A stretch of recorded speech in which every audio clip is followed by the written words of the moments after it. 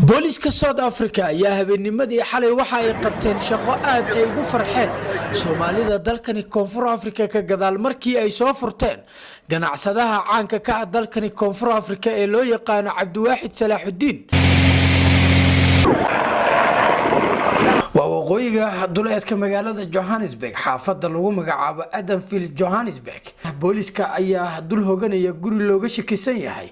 in ninka la muddada isbuuca uu ku jiro balse ugu dambeyn waxa ay ku guuleysteen booliska inay soo badbaadiyaan ganacsadahan ayaa waxa la afduubtay toddobaadkii ina dhaafay booliska ayaa imika wada baaritaan ku aadan afduubkani qaabkii uu dhacay iyo cid kulug leh dadkii la soo qabtay ayaa waxa kamid ah dad South African ah waxaana xiray booliska iyagoo ku eedeeyay inay falaha kula jireen